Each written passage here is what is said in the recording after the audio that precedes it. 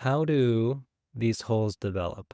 Generally, we develop these holes or we experience these holes because we had to disown these parts of ourselves, as in they weren't safe. Having power wasn't safe.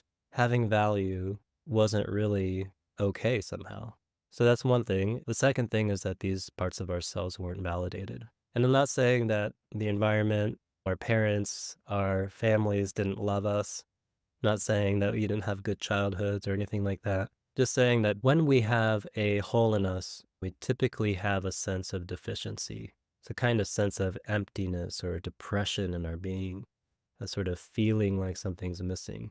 And we historically have tried to fill that hole with all sorts of different things. We binge watch TV, we work really hard, we try to get external validation and praise, and we surround ourselves with people who we think are going to support us, and then we get really disappointed when they don't, or we want people to like us and we get really furious when they don't.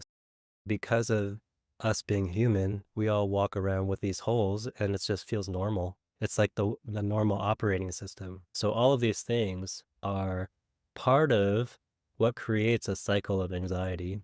Again, because these deficiencies, these holes make it really difficult for us to deal with what is happening in our life and the different things that come up.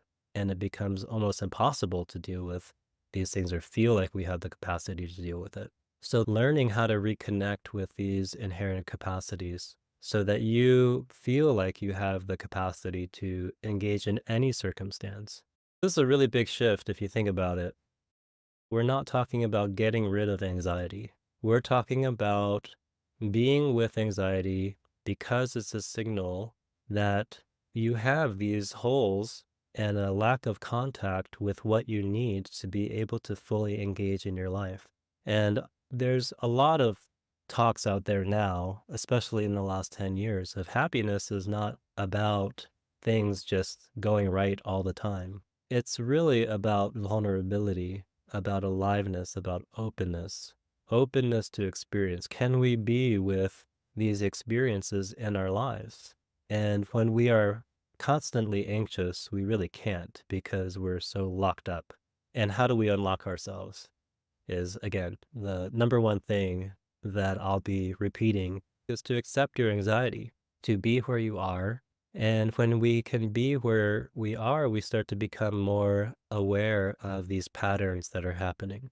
We start to be more in touch with the underlying fear, the underlying sense of deficiency, all the difficulties surrounding these holes. The more that we're able to cultivate that, to develop that, to build that up, the more that we have this capacity to deal with whatever is happening, whatever we perceive as a threat in our life, eventually that becomes less and less. And then the capacity that we have becomes more and more because we're in contact with strength, power, value, and a really deep sense of safety.